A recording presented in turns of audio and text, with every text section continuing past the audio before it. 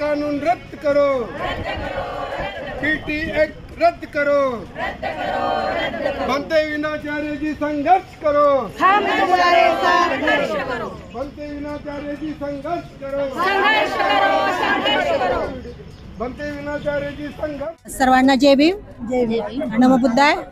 आम्ही लुंबिनी बुद्ध विहार महिला संघ आहोत। आम्ही महाबोधी विहारासाठी सगळे एक साथ आहोत। त्या आंदोलनासाठी आम्ही सगळे साथ आहोत।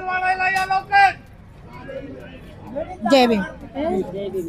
बौद्धों को जागरूक करना और एकजुट करना, और तब जाके ये उद्देश्य पूरा होगा जब देश में बौद्ध समाज, अंबेडकर समाज, बहुजन समाज जागरूक होकर एकजुट हो जाएगा। तो हम जो लड़ाई 134 साल से लड़ रहे हैं, जिस महाबोधि महाविहार के लिए हम लोग कम से कम 400 साल से बाहर है।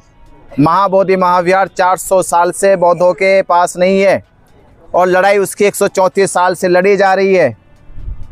तो इस बार इस लड़ाई में भारत के लाखों करोड़ों बुद्धिस्टों को जागरूक होकर एकजुट होने की ज़रूरत है।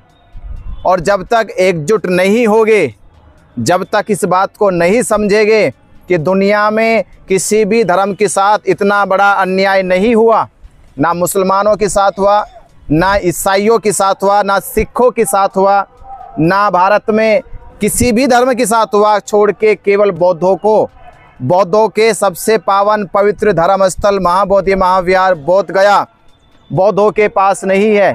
इससे बड़ा हमारे साथ और अन्याय क्या हो सकता है। तो ये अन्याय हमारे साथ ना किया जाए। तो भारत में बौद्ध समाज को अपनी एकजुटता दिखानी होगी, अपनी ताकत दिखानी होगी। जब बौद्धों की ताकत भारत में दिखाई देगी तो भारत की सरकार भी, बिहार की सरकार भी और सुप्रीम कोर्ट भी हमारी बात को सुनेंगे और समझेंगे। और जो लड़ाई 134 साल से लड़ी जा रही है, उस लड़ाई को हम जीतेंगे और महाबोधि महाविहार मुक्त करेंगे।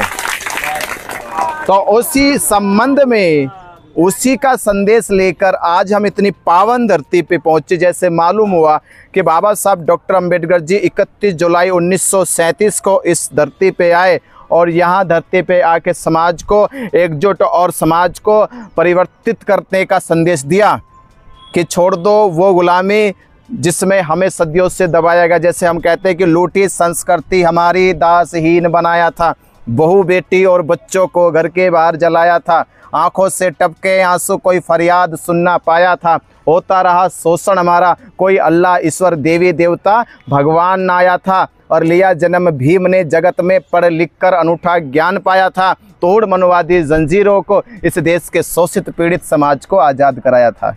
तो बाबा साहब अम्बेडकर जी ने आज़ाद कराया। तो ये वही धरती जहाँ से बाबा साहब अम्बेडकर जी ने आज़ादी के लिए लड़ाई लड़ी है। आप यहाँ बाबा साहब पहुँचे 1937 में, और मुझे याद है कि 1937 की वो लड़ाई थी। बाबा साहब 1937 और 47 के बीच में संविधान की बड़ी ताकत के साथ लड़ाई लड़ने की तैयारी कर रहे थे। और तो मैं, आपकी धरती पवित्र होगी कि बाबा साहब अम्बेडकर यहाँ पहुँचे और हम भी यहीं पहुँच गए हैं। तो हमारे लिए बड़ा गर्व और ये सौभाग्य की बात है कि उस धरती पे आके ये धम्म ध्वज यात्रा पहुँची है। तो अब लगता है कि जब बाबा साहब अम्बेडकर जी कोई लड़ाई नहीं हारे हैं, तो हम बाबा साहब के बच्चे हैं, हम ये लड़ाई कैसे हार जाएंगे। तो आपका बहुत बहुत धन्यवाद, शुक्रिया। कम समय में बुलाए, आपको पता चला तो कम समय मैंने बोला है। ज़्यादा समय पहले पता चलेगा तो ज़्यादा बोलूँगा। ठीक है। तो 2 तारीख के लिए मेरी आपसे विनती है कि 2 सितंबर को परम पूज्य बाबा साहब डॉक्टर अंबेडकर जी की पावन पवित्र जहाँ अस्थियाँ रखी हुई है, चैत्य भूमि, तो 2 तारीख को पूरे संपूर्ण महाराष्ट्र से बौद्ध उपासक पहुँच रहे हैं और एक संकल्प ले रहे हैं कि बाबा साहब अम्बेडकर, आपने हमें 14 अक्टूबर 1956 को धम्म की दीक्षा दी थी, ये आपके बच्चे आपके सम्मान के लिए महाबोधि महाविहार मुक्त करके देंगे। सही है। तो 2 सितंबर को आप लोग कहाँ आना है? बॉम्बे चैत्य भूमि आना है। 2 तारीख को सीधा यहाँ से ट्रेन, कार, बस जो भी जाती हो पकड़ो, चैत्य भूमि पहुँचो और महाबोधि महाविहार की लड़ाई एक साथ मिलकर लड़ेंगे और एक साथ मिलकर जीतेंगे। ठीक है।